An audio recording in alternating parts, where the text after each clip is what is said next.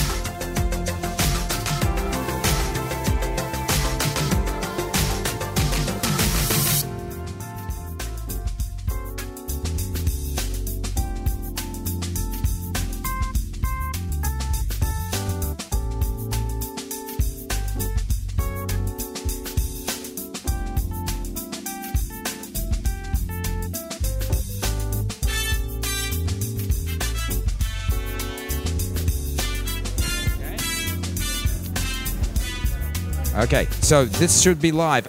It is. Excellent. Good evening, everybody, and welcome to the Royal Astronomical Society of Canada, Toronto Centre's Speakers Night. I'm going to draw this rabble to order. Here we go. Very good. Excellent. I'm going to borrow you more frequently. Good evening, everybody. My name is Paul Delaney. I'm the second Vice President. Ralph Chow will be with us momentarily. He's stuck in traffic, which, of course, is common here in Toronto. Glad you could all join us for the evening. Are there any new folks here with us this evening? Welcome, welcome. For your benefit, we have two types of evenings. Tonight is our speakers night, where we get entertained in an educational format by somebody who is in the professional astronomical realm. Tonight it will be Janakan, and I'll introduce him in just a moment. But 2 weeks from now, we have what we refer to as our recreational astronomy night, where the various members of the society hold forth with some of their most interesting activities of late, be it astrophotography, be it creating new telescopes or new telescope designs, whatever takes their fancy, and of course an introduction to the night sky. So those are the two types of evenings that we have here, and they alternate throughout the course of the year. This is our last speakers night, however, until September. So starting next month, June, July, and into August, it's just recreational astronomy nights, and then we will return with a full slate of speakers come September. And there's some exciting news with respect to some of those speakers, but we'll wait for Ralph before we pass that on. At any rate, we're going to get started for our speaker this evening. It's my great pleasure to introduce Janakan. And I've been trying to pronounce Sivasubramanium. Yeah, right. He's just Janakan for See, I told you they were a friendly crowd. Very unforgiving. Janakan is one of our master's students at York University, so this sort of completes the double header. You might recall we had Jake Kloos with us last time round. Janakan works with one of my colleagues, Michael Durabertis. It's in the realm of galaxies. Janakan started his undergraduate career at the University of Toronto Scarborough Centre. He saw the light, came north to Toronto, northern Toronto up to York, and is in the final throes. If all goes well, he will defend towards the end of this summer and then potentially onto a PhD. He certainly has desires to remain in academia, and as you will soon see, is a very accomplished speaker and a very fine educator. He is going to regale us with stories of the Galactic Center, the monsters, shall we say, for active galaxies. Janakan.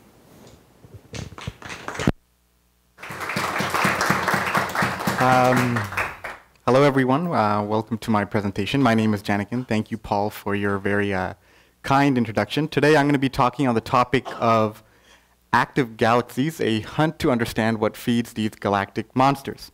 So, over a year of research, kind of working through these ideas, I was thinking about how to prepare for this presentation and thinking about the ideas that I really want to communicate. And I noticed that it filtered down to two important ideas. So my presentation is kind of divided into these two important parts. The first one is I want to put active galaxies into perspective. What is an active galaxy? Why is it so important? It turns out in the 1940s, when these galaxies were first observed, astronomers were so astonished at what they were finding. The core of these galaxies were so extraordinarily bright that they seemed to violate the laws of physics themselves. How are they able to sustain such an intense brightness? Could it be, as my title suggests, a galactic monster? Well, in fact, we'll see that there is in one of these real-life monsters at the center of these galaxies. And many of you might be even surprised to learn that at the center of our own Milky Way, one of these monsters lurk. And I'm not being over-dramatic, that there's actual physics to this, so we're going to see what this means. And I hope I could put into perspective of why these galaxies are so cool. In the second part of my presentation, I want to talk about the research, the model, and the results. The idea of understanding what an active galaxy is, it was really before the 1990s. But right now, the big question in astrophysics is, how are these galaxies able to sustain that extreme activity? So what feeds these monsters, in a sense? So these are kind of the general outline and directions that I want to take the presentation in. So let's get started. So the first part, putting active galaxies into perspective. If you were to walk along the South American desert in Chile and look up at the nighttime sky, you would see this beautiful image. It is our very own Milky Way galaxy. We know that our Earth orbits the sun, and the sun orbits almost a common center of 1 trillion stars, which is our Milky Way. So these stars and dust form a galaxy. But one of the biggest discoveries of the 20th century was the idea that our galaxy was one of billions of galaxies out there that populated the cosmos. To give you a real perspective of how amazing this fact is, let me tell you about an experiment that NASA did. NASA said, hey, look, we're going to pick a patch of the sky, to be particular southwest of the Orion constellation. And it said, we're going to zoom one of our most powerful telescopes, the Hubble Space Telescope, to ask an ambitious question. What exists between the darkness between stars? Can we get any information from that? What would happen if we were to zoom our most powerful telescope into this darkness? What would we see? To give you a perspective of how tiny this patch of sky is, imagine you had a tennis ball, and you took that tennis ball about 100 meters from you. How tiny of a little spot would that occupy in your field of vision? That's the tiny patch of sky that NASA zoomed its telescope. Again, astronomy is all about scale. In terms of angular resolution, the angular resolution of the human eye is about 0.2 degrees. So this is literally like zooming your telescope into an area in the sky the size of the speck of dust, into this eternal darkness. What would you see? The next image I'm going to show you is one of the most famous images in astrophysics. It is the Hubble Ultra Deep Field image. In this tiny speck of the sky, an entire universe dynamically active is present. Don't be fooled by this image. These dots, they're not stars. They're individual galaxies in their own right, which have about 1 trillion stars, and those stars might have planets around them. So what this image did was that it inflated the size of our universe, and more importantly, it deflated the size of our egos. So there's a lot out there. So before you know it, NASA got to work. In this image alone, it is estimated there's about 10,000 galaxies, and you're looking back at ancient prehistoric light about 13 billion years ago. So before you know it, astronomers got to work. A zoo of galaxies were out there for us to classify. There were spiral galaxies, elliptical galaxies, irregular galaxies, and galaxies that didn't quite fit into the scheme, but a zoology, a whole kind of tuning fork of galaxies started to emerge. But is this the end of the story? If it were, I wouldn't be here doing my research. The story is just about to begin. My story is about the galaxies that don't quite fit into this framework. They're called active galaxies. Galaxies that when astronomers first observed them in the 1940s, they were astonished at what they were finding. They seemed to violate, their cores were so bright, so much energy production, that they seemed to violate the laws of physics themselves. How could this be? To get you to appreciate how extraordinarily bright these cores are, here's a cute little analogy. Well, let's compare what we mean by the difference between normal galaxies and active galaxies. So we have two galaxies. One is the Andromeda galaxy, our beloved neighbor galaxy, very similar to the Milky Way. It is a normal galaxy, and an active galaxy, NGC 5128. So the question is, let's study these two galaxies and kind of form a checklist of what astronomers do when they observe a galaxy. So we have the checklist for the Andromeda galaxy. We could study the composition, its spectrum, and its surface brightness. In terms of composition, a typical galaxy like Andromeda is composed of about 1 billion stars. Its spectrum is formed of stellar radiation. That is, light that you see from a galaxy is either from stars or glowing dust. In physics, if you observe that light, it follows a very famous type of distribution called the black-body distribution. And its brightness is of a typical common order. Now, if we apply the same checklist to an active galaxy, what do we see? Well, we see that active galaxies are also formed of about 1 trillion stars. But however, when astronomers observed these galaxies, their spectrums and surface brightness were entirely different. There was almost an entire galaxy's worth of brightness stemming from the core alone. Imagine if you could take all the stars of the galaxy and compact it into the core, and that extraordinary amount of energy was coming from that tiny core alone. But physically, this is impossible. If you took all the stars and packed it in this tiny volume, they would collapse under their own gravity. And on top of that, even strangely, the spectrum wasn't black body, so it didn't seem to be originating from stars or dust. To get you an appreciation of how amazing this fact is and how tiny this core is, here's a cute little analogy.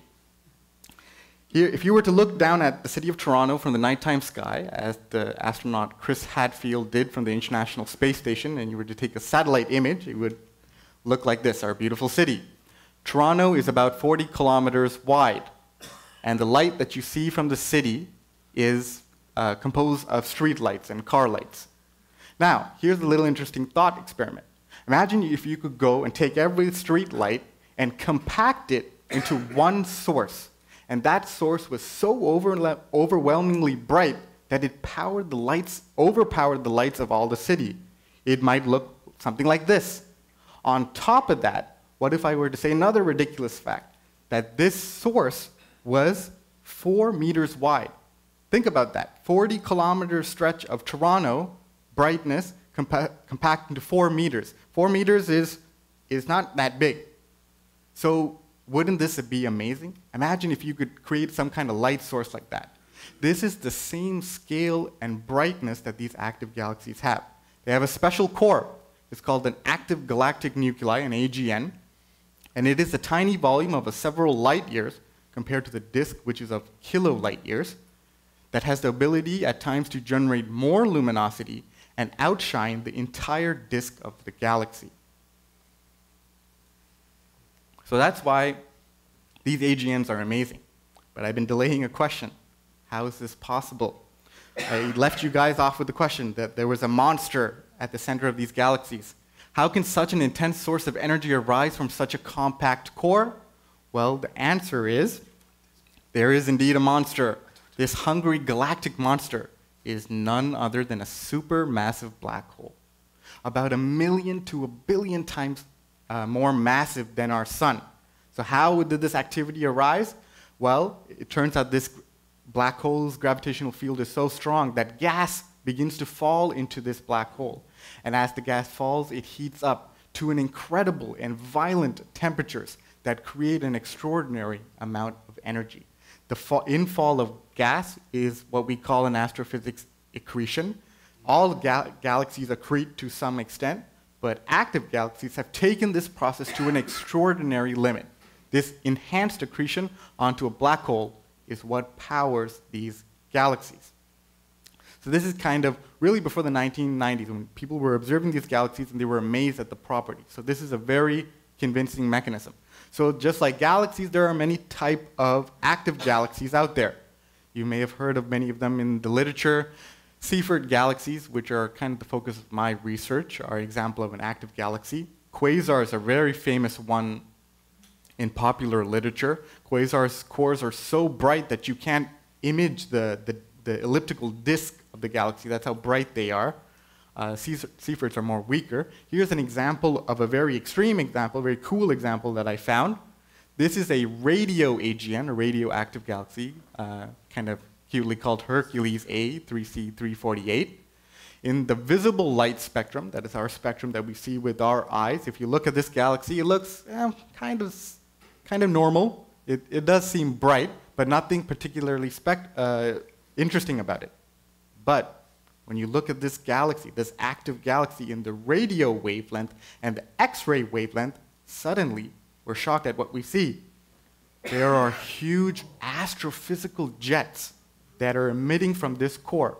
Imagine the power that you need to generate this. What are these jets? They're charged electromagnetic particles shooting near the speed of light, right? That's how much energy production is being here. So all of this information is we can't see with our eyes, but when we look in the right wavelength, we begin to see how extraordinary these galaxies are. And all of this is that hungry galactic monster at work. That supermassive black hole creates a magnetic field that creates this type of extreme activity. If you were to measure the length of this jet, it stretches about 1.5 million light years. Again, I'm all about perspective. The Milky Way is about 100,000 light years. So to scale, if our Milky Way was here, it would look like this green dot, right? If it was there, it would get blasted with the radiation and X-ray radiation. So I hope you can see how amazing these galaxies really are. Now, so what's the important idea I want you to take away? Active galaxies, are like the lighthouses of the universe. Extraordinarily bright, and this enhanced accretion onto a supermassive black hole is the engine that powers these galaxies. But, like I said, this was really before the 1990s. The story of science continues, and there's always a mystery to solve. So the idea of accretion onto a supermassive black hole is a very convincing mechanism to explain how these galaxies came to be the way they are. But by proposing one solution, you open up another problem. Let me tell you about what I mean. So here's an interesting question for you. We know that active galaxies are powered by supermassive black holes. In other words, all active galaxies have a supermassive black hole at their cores. So A implies B. But here's an interesting question. Does B imply A? That is, if a galaxy has a supermassive black hole, will it be active? The interesting answer that really continues to push the research in astrophysics is, no, this is not true. So the presence of a supermassive black hole is a necessary condition for activity. That if you have an active galaxy, you need a supermassive black hole. But it is not a sufficient condition to claim that a galaxy is active. The perfect example is our beloved Milky Way. I said at the center of our Milky Way there was a monster. Well, there's a 4.5 million solar mass black hole at the center of our own galaxy. But hey, how come we're not dead from radiation? How is life on Earth possible? Well, it turns out this galaxy is asleep. It's not quite awake. In other words, this poses a problem. It can still become awake. That's the interesting part. But then why isn't it awake? Well, here's where we're really getting to the center focus of my research. The idea is that, hey, we have supermassive black hole, enhanced accretion powers it. This is like an engine. But now the real question that's puzzling researchers in our modern astrophysical communities is that what is the fuel source powering these galaxies? So you have this enhanced accretion, but you may say, hey, look, there's gas in the disk. Couldn't that gas fall in? Well, when you do the numerical simulations and the physics, it turns out that it isn't a very convincing mechanism. That we suspect that from some external source that this activity is being powered. So this is where kind of my research goes in, and we're ready to kind of start the second part of my talk. So let's look into this. So we have a galaxy, and kind of the focus of where I'm going is to understand what goes on within. You must look outside these galaxies. So it turns out these galaxies are often in a network of many other galaxies. Similar to how our Earth has a moon, galaxies are in a network of companion galaxies. These companion galaxies are constantly interacting through the long-range force of gravity. So the interesting proposal, an interesting hypothesis that's been suggested in the field is the idea that could these galaxies have another dark secret? That is, have they consumed their nearby smaller companion to get that additional source of fuel? It's an interesting hypothesis, right? It would give rise to another violent history that these galaxies have. But the question is, how can you investigate this possibility? If you look at the nighttime sky, on the time scale of days, you could see planets move. On the time scale of months and years, you could see stars wobble. But these galaxies are so far away. Even if you waited a lifetime, you wouldn't see any changes in the disk. So how can you investigate a history of a galaxy if you just have one little image of it? Well, the way we go about it is studying the spatial distribution, the statistics, that's the key word, of these companion galaxies. So what does spatial distributions have to do with the history of galaxies? As you notice, I like to teach with examples. So here's another cute little example. Imagine there was an alien. The alien came to Earth and wanted to know where human beings lived. How could it figure out where human beings lived? One way would be to go to every patch of land and say, hey, look, there are people here, there's no people there. But that's a long and elaborate process. Suppose the alien is lazy. Well, there's another faster way. The alien could wait till nighttime, and all it has to do is observe where the lights are coming from. If the alien could see where the spatial distribution of lights are, it would be indicative of human activity. Human beings need light to see. Therefore, at night, by observing where the lights are clustered, that would be a great indication of where human beings are. And not only that, it would be indicative of human history. You can imagine, oh, there were probably some settlers that started here, and human beings are social, so they started to cluster around that point. Likewise, by understanding the spatial distribution of companion galaxies, it is indicative of their history. But this is all conceptual. Let's quantify these ideas. So, to begin our research, we start with the data from the Sloan Digital Sky Survey. The Sloan Digital Sky Survey is located in New Mexico, United States. It is one of the largest imagings of the nighttime sky that were ever done, 35% of the nighttime sky. In its extensive database of stars and galaxies, it has almost 500 million objects. In fact, it's an open source. I would even encourage you to go check out the data. There's even tutorials on how to use the data manipulation. It's world-class and famous data.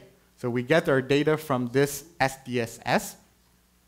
And the first step in our research is we need to find a sample of active hosts, that is, active galaxies, and inactive galaxies. But they can't just be any active galaxies or inactive. They have to be matched according to a set of parameters. So we find these galaxies matched to a set of distances, galaxy shapes. In this case, we work with spiral galaxies, and matched according to intrinsic brightness. So this is how we find the host. But now, if we want to understand the spatial distribution, we need to be able to search around these galaxies. So suppose we had a galaxy centered at some volume. It could be an active galaxy or inactive galaxy. The first step in our model is to draw a volume around it, a spherical symmetric volume of 3 megaparsecs. How big is 3 megaparsecs? It's about the typical distance between major galaxies is about 1 megaparsec. The distance between the Milky Way and our beloved neighbor galaxy Andromeda is about 0.7 megaparsecs. So 3 megaparsecs is about 3 times the distance between major galaxies. So great. We have our host. We've drawn the volume around them. Now how do we know if something is a companion? Simple. If it's in the volume, it's considered as a companion galaxy. The next step is we keep saying spatial distribution, but what does that mean in terms of the kind of the math behind it? Well, when I refer to spatial distribution, I'm referring to number density. It is a measure of the number of particles, in this case galaxies, given in a volume.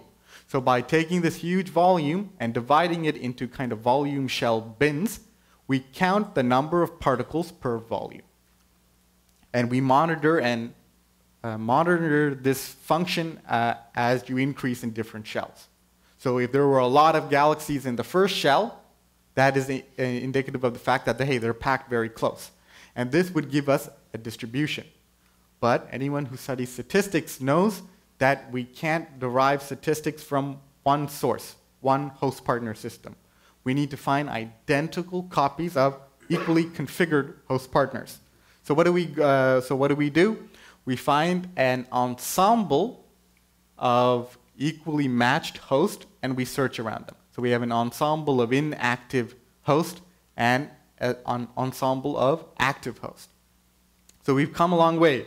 We started from SDSS, which was just raw data. We found galaxy hosts that were matched according to a certain property, but we want to study their spatial distributions. So we drew a volume around them, and we're ready to do our statistics. So if we go to the active host and we were to draw their number density, so we would form a number density function for each host. If we were to go to the active host, inactive host, it may look something like this.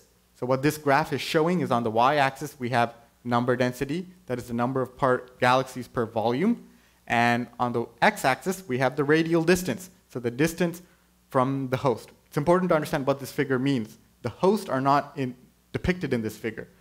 The host is always located at r equals 0, and this is the distribution of companions. So as you would expect in a gravitational system, there's more tendency to cluster close in to the host. That's why there's a higher number density.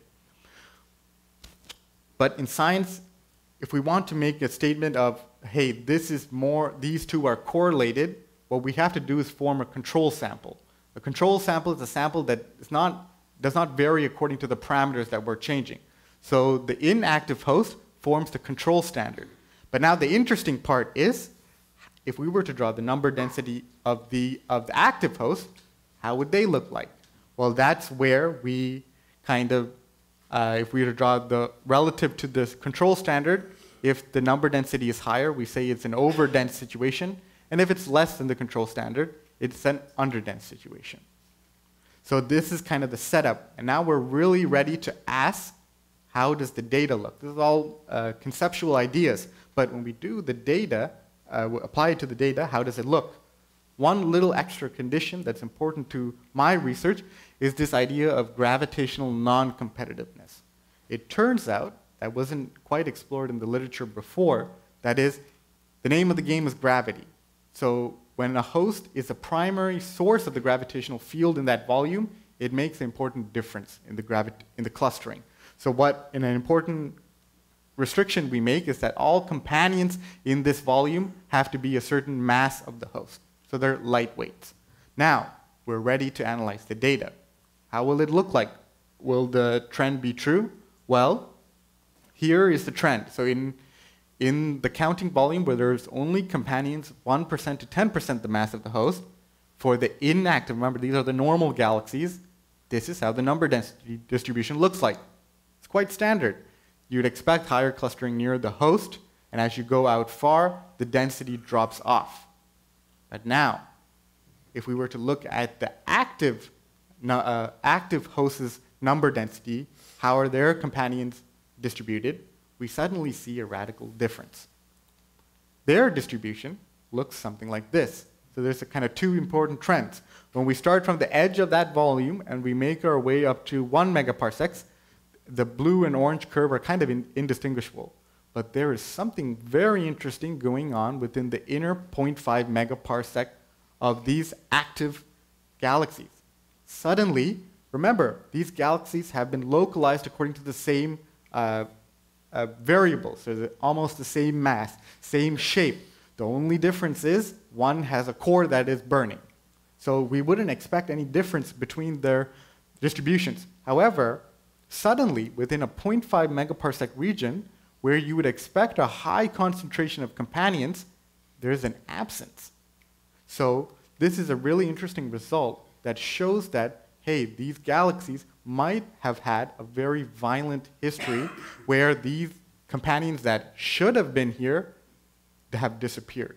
To make this more clearer, we take the difference between the two curves.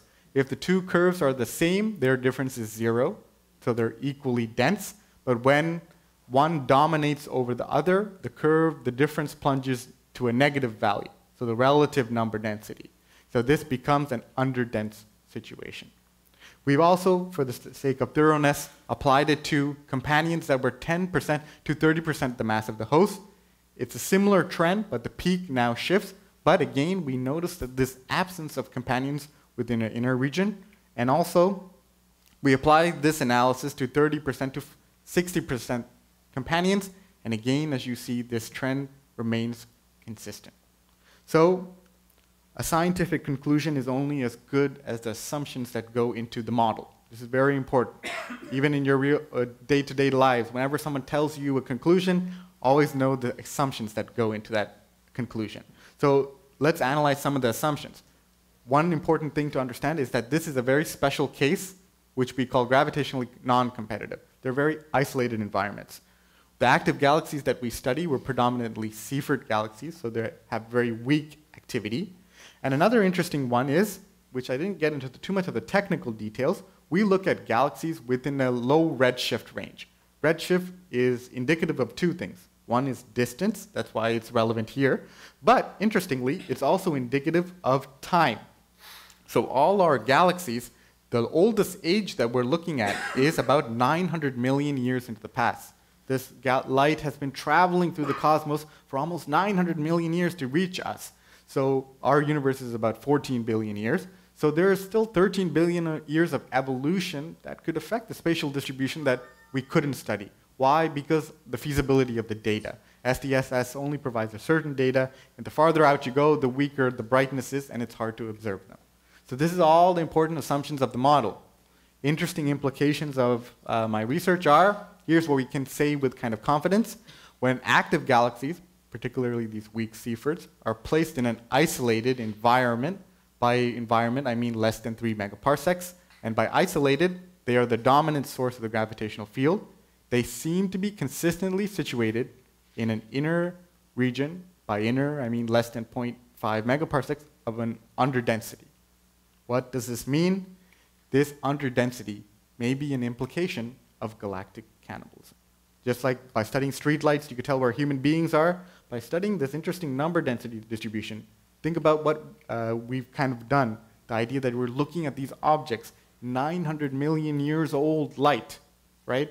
Human history, the earliest records of human fossils is about 200,000 years, right? That's not even a million years, right? Dinosaurs got extinct 65 million years. You're looking at these images that are 900 million years into the past. We're talking about their history behind them. So this is quite interesting stuff and an interesting part of our history of our universe. So in our last stretch of my presentation, let's kind of summarize where we've been. So we started our story the way all of our human ancestors started, by looking up into the nighttime sky. We said, hey, look, we're part of a big galaxy of stars orbiting a common center, but we can't be too egotistical about ourselves. It turns out our galaxy is one of billions of galaxies out there. But even within this framework, there were certain galaxies that stood out. At first, they looked very normal, and that was very deceiving. But when we look beyond our own visible light and other spectrums, we suddenly notice an extraordinary amount of energy production. These galaxies were what I really refer to as the lighthouses of our universe. But this begs a very difficult question. How is this extraordinary energy output possible? Well, before the 1990s, as astrophysicists investigated this question, the idea is that, hey, at the center of these galaxies, there's a hungry monster, which is really a supermassive black hole, about 1 million to 1 billion times the mass of our sun, and accretion, by accretion we mean the infall of heated gas onto this black hole, is like an engine that powers it. But this was one solution, which opened up another problem, which was, what is the fuel source powering this enhanced accretion? This is kind of a modern question. The hypothesis that we investigated was galactic cannibalism, the idea of these hungry galactic monsters, if you kind of gutted them, was there something that it ate, which in this case is a smaller companion? Could these companions be that fuel source? How did we investigate this possibility? We looked at the spatial distribution of these companions, and when we formed this kind of statistics, we noticed that, yeah, there was indeed an interesting inner region of 0.5 megaparsecs where there seems to be indicative of galactic cannibalism. So all in all, these galaxies are a very important part of our universe, lighthouses, so to say, and studying them has been very interesting. Above all, thank you for your time.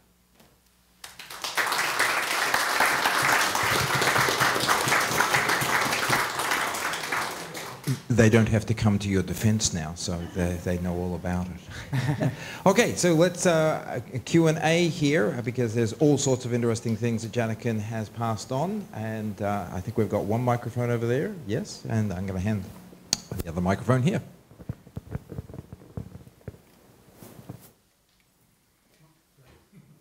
I just saw a show the other day talking about dark energy and dark matter, and it seems to be the force that drives these galaxies together and so on. So have you considered a role for dark energy in this process? Well, to add on to that, dark energy plays a role in the expansion of the universe. Right, so sorry. Dark energy is really important in terms of driving the universe apart, right? It's like if you threw a ball into the air, what would you expect it to happen? You would expect it to come back down, right? Likewise, the Big Bang was like that. It started with an explosion. And just like the ball that comes back down, you'd expect the universe to expand and come back down. But astrophysicists observed that if you threw a ball into the air, imagine it started to speed up and started to escape farther away from you. Wouldn't that be curious? It's like there was a rocket propelling it forward. So that's what dark energy is. Dark energy driving the expansion of the universe farther away from us. But dark matter, you bring up a good point, is important in the large-scale clustering of galaxies. And it also, dark matter plays an important role in, I didn't talk too much about how these galaxies are able to eat their companions. Well, similar to, imagine an airplane moving through the sky, and when it hits the water, it experiences a frictional force. If you have a companion that's kind of revolving around a galaxy, and it hits the dark matter halo, it experiences a sudden drag that can enhance the consumption process. So that's the role that these kind of dark matter and dark energy play in this. That's a good question. Yeah.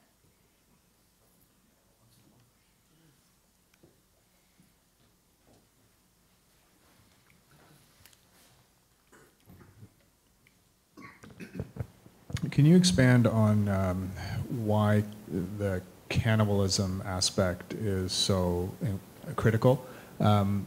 So for instance, in our Milky Way, there's a distribution of stars. Why are those stars not being sucked into the supermassive black hole and creating the secretion that would power that? Why is the presence of external galaxies nearby so important to that? So it's a good question. So it's like, when it comes to this field, people go about investigating it in different ways. One is, as you brought up, a very good point, could an internal mechanism be stimulating these galaxies? So a galaxy in its own right, without any companions, cause some kind of instability that grows, that falls in it. So there has been some research. For example, galaxies with magnetic fields have been shown that halo fluid frictions can cause that kind of instabilities. For one, stars don't fuel it. It has to be gas. Gas is what heats up. Its friction is what powers it. So, and it turns out the gas in the disk, for the fact that it's been rotating for millions of years, is very stable. There needs to be a perturbation. It's like a pendulum. Imagine a pendulum is swinging. It has a very regular motion. You wouldn't expect any deviance. You need some kind of impulse from the outside, an outside perturbation. So that's where these kind of companions, the idea that the companions have that fuel source. And if the companion is much smaller than the host, the fact that it falls in doesn't disturb the integrity of the existing disk. And it allows for that ideal environment to brew.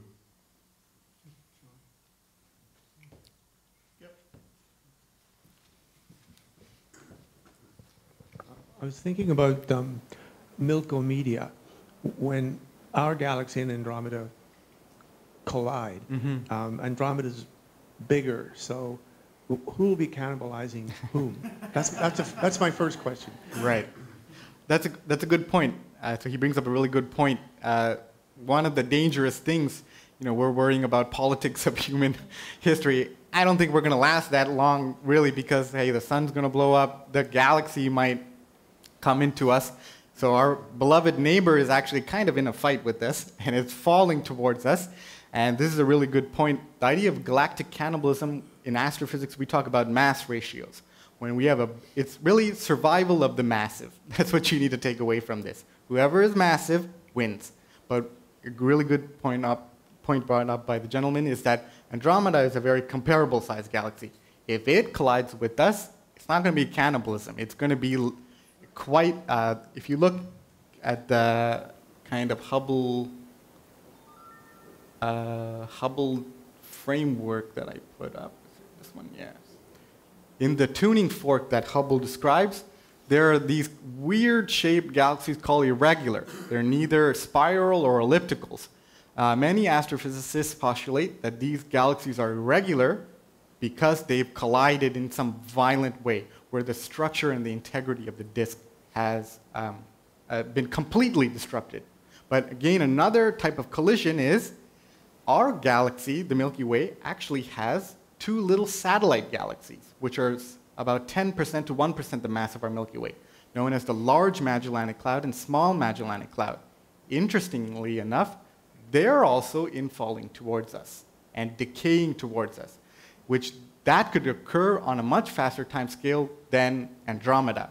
And if that gas reaches our central supermassive black hole, many astrophysicists via numerical simulations estimate that it could awake our central supermassive black hole. So we're not quite The second part of my Right. question is, when our galaxies come together, you're postulating that it's cannibalism that creates these extremely active cores.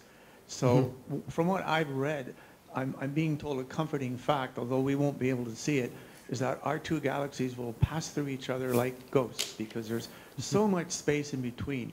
So that's one scenario. Are you suggesting that actually that may not happen? There may actually be, there'll be this super active. So the idea of examining the collision of galaxies is a very interesting study. I think one extension I'd like to make is that when galaxies collide, the stars, interestingly, don't collide. It's a misconception. People think the stars collide. Imagine you had a fence that had holes in it.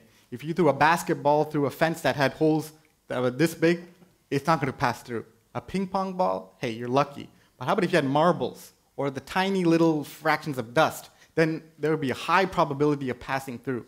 Likewise, many of these images are very deceiving. The idea that there's this enormous distance between stars, and when galaxies collide, many of the stars actually don't collide. But it is the gas that really is the determining factor of dynamics. That these galaxies have this gas. This is from the Spitzer telescope where you could really see the hot gas. And the gas obeys laws of fluid mechanics where it could compress and heat up and expand, and it is the flow of the gas that drives dynamics. Thank you. Just one additional point to that. The average separation between stars in the Milky Way galaxy. Forgot about that, yeah, sorry. The average separation of stars in the Milky Way galaxy is of order 5 light years. So if you think of here to Alpha Centauri, Proxima Centauri, that's just over 4 light years. That is pretty well the average separation. It does get a little larger in separation towards the outer rim, and it does get a little bit closer when you get towards the galactic bulge, but give or take, it's 5 light years. And so as Janakan has suggested, galaxies, when they do sort of merge, the stars get gravitationally perturbed, but they do tend to miss each other in large measure, and it's all the gas and the dust that, as Janakan indicated, really cause all the excitement. And sorry, and one other extension, yes, the stars don't collide, but interestingly, because the mass distribution of gas has changed, the gravitational field of it has, however, changed. So the trajectory, if a star was intended to go this way, that might start to shift, right? That's how the system remains bound, but the stars don't collide.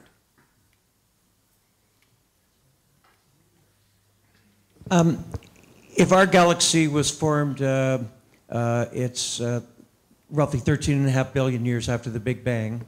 And if that project, just for comparison, went back a billion light years, then the earliest galaxies you're seeing are 12.5 billion light years from the, or not light years, but years from the Big Bang. Is there any difference in the fraction of active galaxies in the oldest galaxies compared to the galaxies that are closer to us? Again, that's a really great question because the study of, so this is where it kind of escapes my field of study. I'm studying kind of the nearby, immediate history, but the idea of understanding active galaxies and their role in cosmic history is actually an important study. But you need very powerful telescopes and kind of really deep imaging survey. As you can imagine, I said that these galaxies have black holes that are million to a billion solar masses. Well, it turns out, I'm not sure how much of you've heard of the Chandrasekhar equation where a white dwarf or stars collapse. Well, even a black hole that's a few solar masses can form. But to go from a few solar masses to a million solar masses, this black hole has been eating for a long time. So that's over the years. So that's a great point. By monitoring the count of active galaxies over cosmic history is a great indication of how our universe has evolved. Gravity is the name of the game. Yeah, you started it off, it's a little bit related with the Hubble Ultra Deep Field. I was always wondering, what do you make, is that, it's an optical and a little bit of infrared in that, I believe? I think the Hubble Space Telescope predominantly in the optical wavelength, yeah. So how, if you can, how do you interpret all the colors in that? in that little Yeah. speck of dust that you started with. So, I don't even know if it's a fair question, but I just, yeah. so that's a good question. Because we see it a lot, you know. Yeah. Thanks. So, Thanks for a good presentation, by the way. thank you very much. Well, for example, I know SDSS, when a telescope observes, it observes with different filters. And each filter is kind of associated in a certain portion of the wavelength. So what this image really is an overlap of, let's say there were 5 filters. It's an overlap of the brightness from those 5 filters. And what they do is that they go back into like a software like Photoshop, and it's like, hey, whatever the blue filter contributes, it's blue. Whatever the yellow filter contributes, it's yellow, right? So optical wavelength in different filters is what contributes to the colors.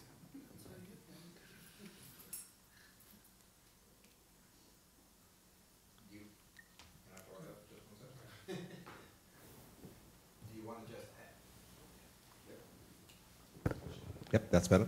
Do you want to just add a little bit about what the colors are actually telling us? So, for example, that the blue generally is related to star formation or and so on? Color is indicative of the wavelength of light that's emitted, and the wavelength of light that's emitted from a source is a sign of how energetic a source is, right? If you heat up a pot, it might glow red, but if you continue to heat it up more and more, if you've seen those kind of YouTube videos, it glows bright blue, right? So the color, as Paul points out, is indicative of how energetic a situation is. There's a reason why that extreme galaxy I showed you, the radio galaxy, was in X-ray. This is X-ray is indicative of very high activity. So as Paul points out, color is indicative of what kind of violent activities have occurred. Yes? Got a question. There have been a few papers recently that indicate that there's evidence that the Milky Way has collections of stars that suggest that they are the remnants of dwarf galaxies that have been cannibalized previously. So the question is, if the Milky Way has gone through a phase of cannibalization like that, why isn't it a Seyfert galaxy? I guess the quick answer, that's a good question. I'm not entirely sure of that research, but in the end, the idea is that you need to reach a certain threshold of gas. It has to be cold, we call it cold gas, that reaches the inner region. And again, like I said, if you go back to the analogy that I gave with the city of Toronto, if this is the disk of the galaxy, you're trying to get gas in this tiny little dot, right? So there's a concept called angular momentum. You need to lose a huge amount of energy to reach this center. I draw these kind of cute pictures where the black hole is smiling, or it looks like where is this one where I draw the black hole like this. This is an extreme exaggeration, right? The black hole is this tiny little dot, and you got to be able to get the gas into that center. So it's all kinematics and dynamics situations that arise to this. I was just thinking when in your model, I was just thinking about double stars and stars which have at a much smaller scale, obviously, accreting gas from its circulating minor star. Is this any relation at all to what you see, or can the calculations in a small star be extrapolated to a galaxy-size event? So you're asking, are those like binary stars? Yeah, binary stars that are accreting material from the smaller star into the bigger star. Is that process in any way related to the processes you see? The process, the reason that's occurring is gravity. Gravity is what drives galactic dynamics, but stars don't directly contribute to activity. But the idea of these two galaxies, that's actually a good point. Another type of mechanism that allows this is called tidal stripping. The idea that if you have a big galaxy and a smaller one comes by, it doesn't need to fall into the galaxy. Just the simple presence of it causes it to pull, just like on a sheet. And when you pull, it strips the gas. The stars continue in their motion, but the gas gets stripped down. And there's just beautiful images you can search on Google called tidal stripping, where the galaxy actually doesn't need to get consumed. So there's quite a bit of mechanisms that allow this.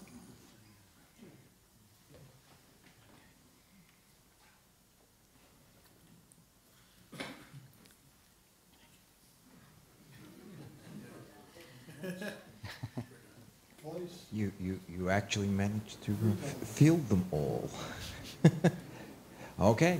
All right. Thank you very much, Janakan. I think we've all learned considerably more about active galaxies.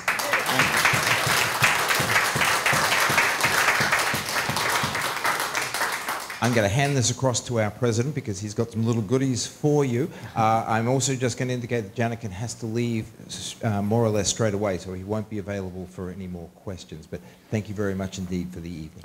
No problem. Okay, well, I'll be very quick. Very good talk. And, thank you. Well presented. And this is just a little token of our appreciation for you. Thank you very much. The RSC calendar with all sorts of lovely images. Are there galaxies on this? There are a few, probably. I won't accept it. I'm just kidding. Oh, yes, there's some images there. Okay, no problem. So thank you very much. Thank you very much. Thanks.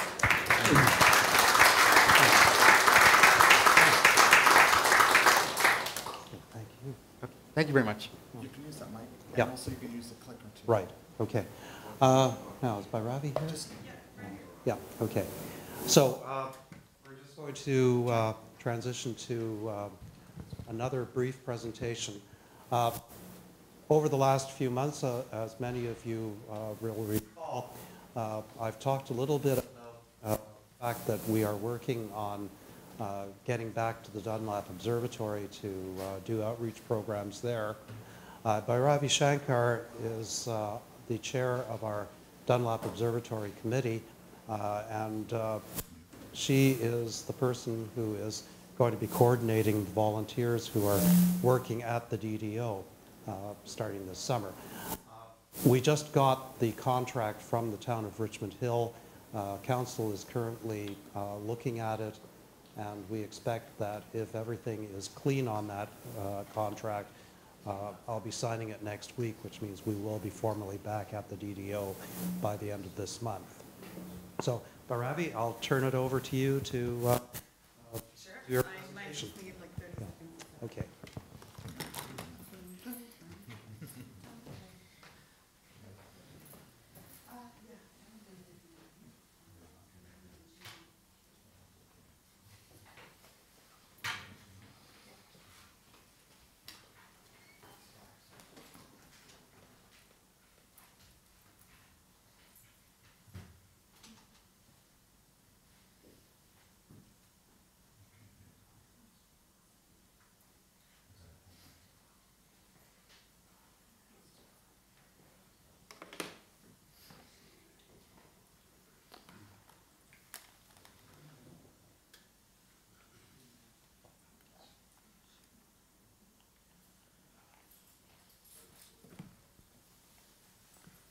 Okay, hello.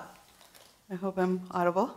As Ralph mentioned, we're this close to potentially signing our contract and officially relaunching our programs at the DDO.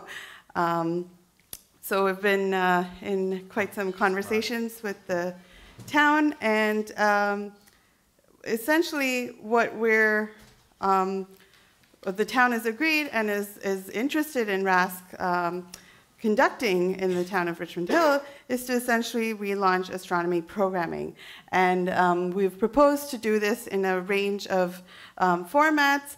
We will essentially through the summer and into early fall start with family night and speaker night or lecture night series occurring every Saturday.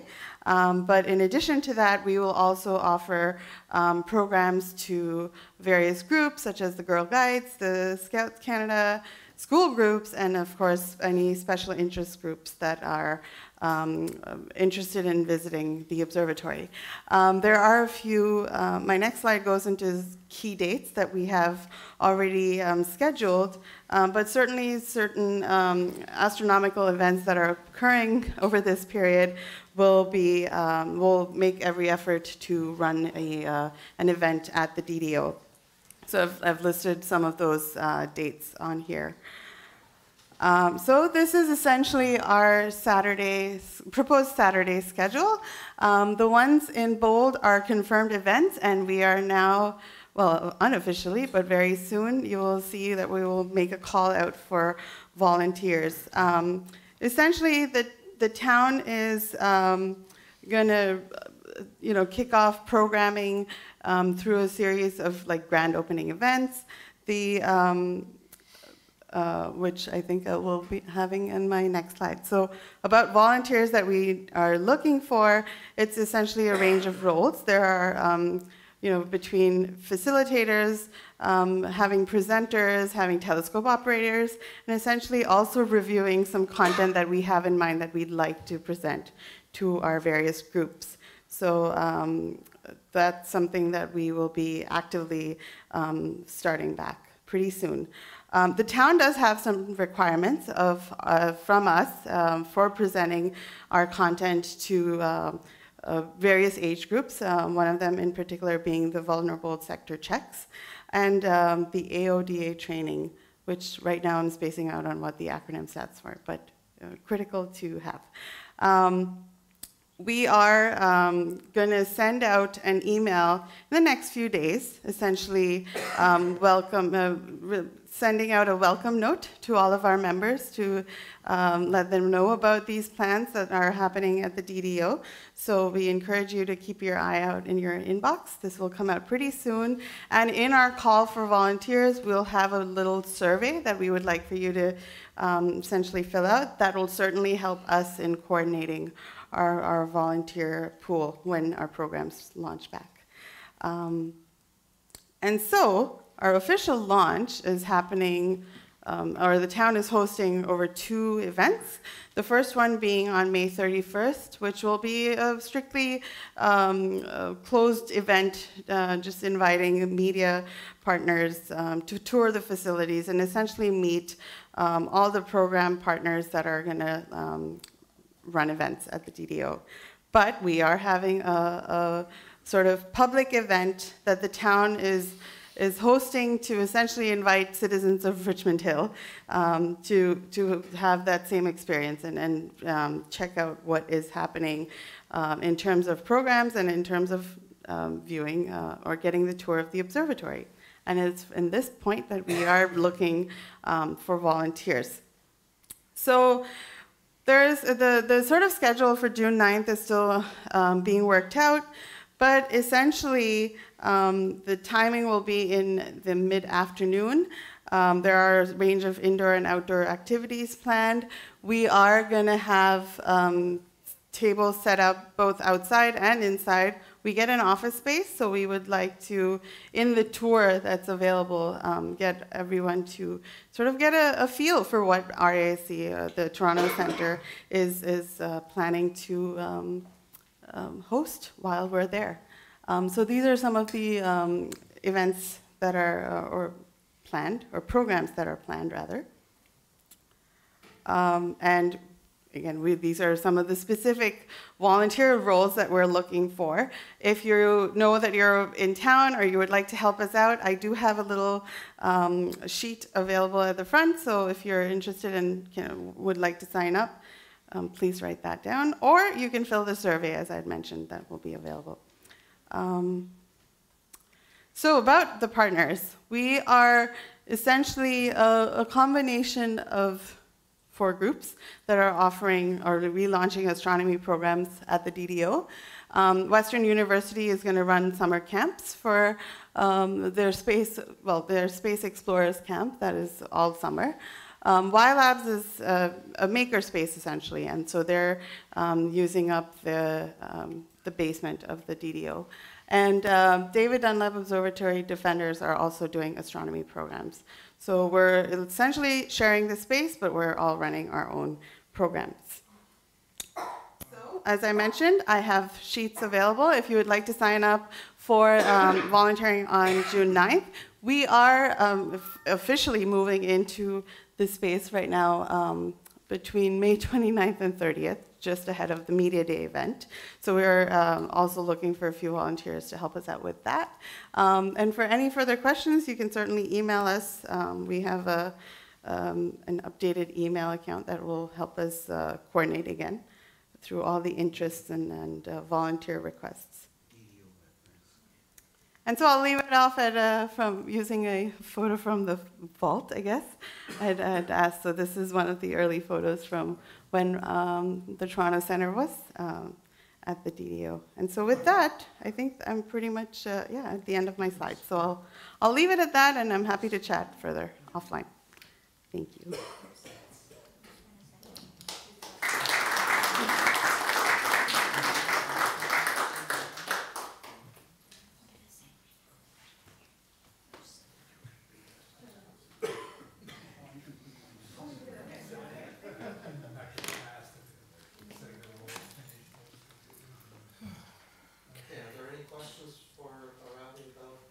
DDO plans?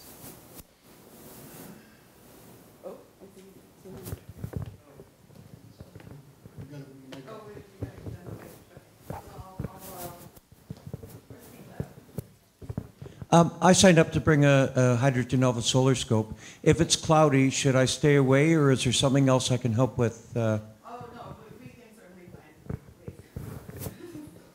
Please do come.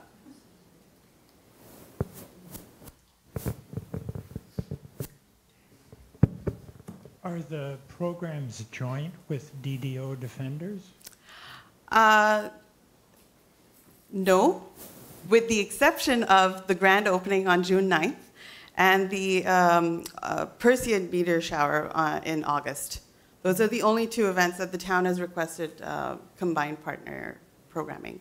But the other dates are all us running our own program. Will there be planetarium type shows or not? Yeah, as part of general programming at the DDO, that is one of the things that we will offer.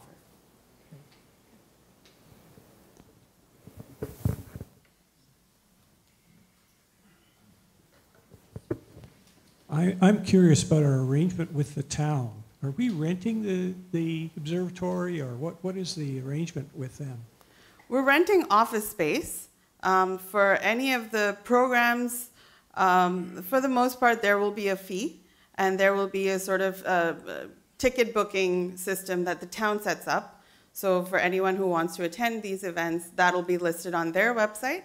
And we would encourage those interested in joining to sign up through that. There are a handful of events that will be run free, like the Perseid's meteor shower and the one in October, which is International Observe the Moon Night. Those will be free events. But otherwise, yeah, it's depending on the program and the type of program that's being offered. Yeah. Oh, yes, hello. Is there a website? So the town has a landing page that they have connected through their things. So now once our contract is official, we are in the midst of updating our page as well, but so stay tuned. Will it be combined? No, it won't. So our efforts will be to list our programs and of course lead the visitor to the town's page for booking events and things like that.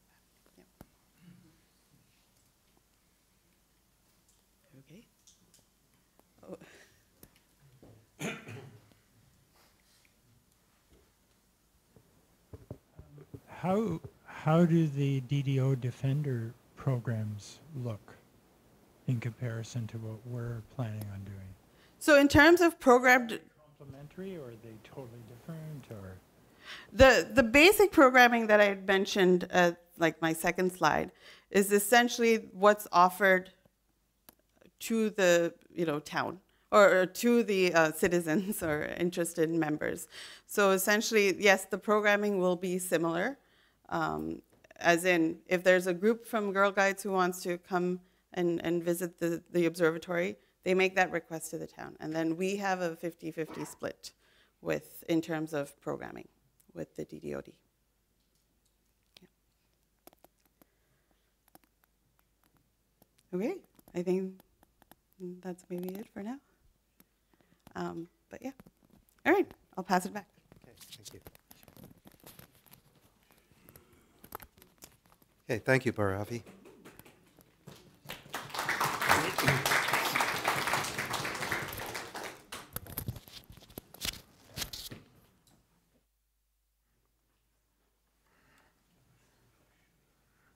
Okay.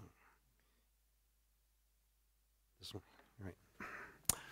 Okay, so we have the usual announcements to round out the evening. And our next meeting is the Recreational Astronomy Night on May 23rd.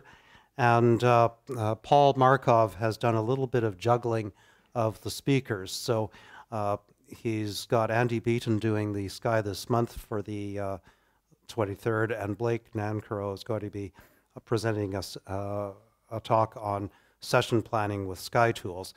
And Mehdi Bozo Ray's talk has been moved over to the June meeting. So the result is we have one open slot available, so if anybody has a overwhelming urge to do a presentation, we do have a space for you. So please contact Paul about that, and I think he'll be posting a request for speakers as well on the forum. So if you do have something, please respond to him about that. Solar observing, our next session here at the Science Center is on the morning of May 26th, and in the usual way, Sean is going to make the go no or no-go decision about that either Friday evening or very early on Saturday morning. And again, the usual channels, Yahoo, or the forum rather, Twitter, and on the website to announce what is going on. Our Dark Sky Star Party will be the first clear night of next week, Monday through Thursday at Long Sault. And then the following week, except for Wednesday night, first clear night for City Star Party at Bayview Village Park. On Saturday, there's a couple of things going on where we are actively doing things. There's Science Rendezvous at the St. George campus at the University of Toronto, where we will have a booth to talk about astronomy there. Bhairavi is going to be over at Ryerson University doing a program over there, although it's not connected with us. But all three universities have something going on with Science Rendezvous on Saturday. I didn't have it on a slide, but Saturday is also the grand opening reception at RASC National Headquarters on Dundas Street West at Burnhamthorpe and Dundas. And they'll be opening up the Society's archives. They've expanded the facility there to accommodate the RASC archives. They'll be having a reception there, and the information is on the rasc.ca website. Following Friday, May 18th, we have another outreach event at Millennium Square in Pickering. And who's coordinating that? There it is. Arnold is running it. So if you're interested in getting some information about that, please see Arnold after the meeting to talk about it. It's one of our more popular events, and certainly the people in Pickering seem to enjoy coming down to the Millennium Park to look through the telescopes and talk astronomy there. We do have still an open call for help to work with the social media, and again, that's something that's ongoing. So again, if you can help us out, we certainly would appreciate it. And then, of course, Bhairavi talked about the open house at the Dunlap Observatory on June the 9th. And again, we do appreciate any help we can get in preparing for that event.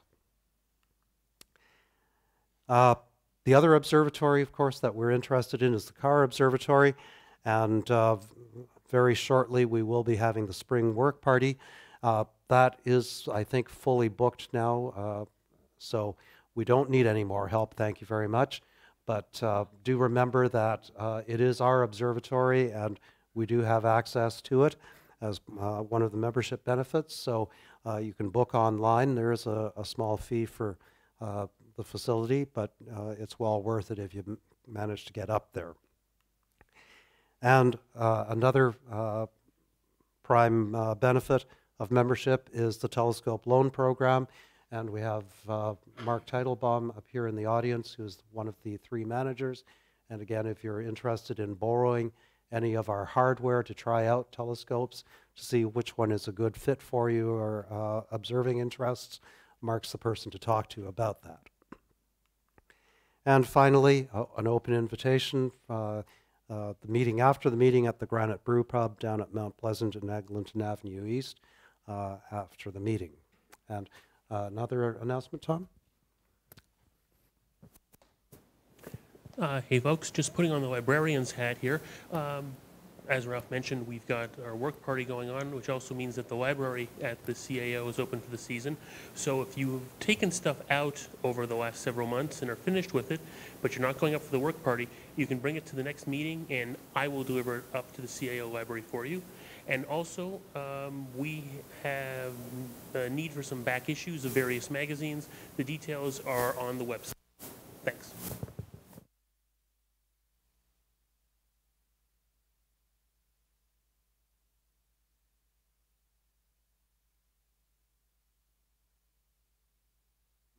To your email box in the next day or so. And we'll see you in a couple of weeks. Thanks very much for coming.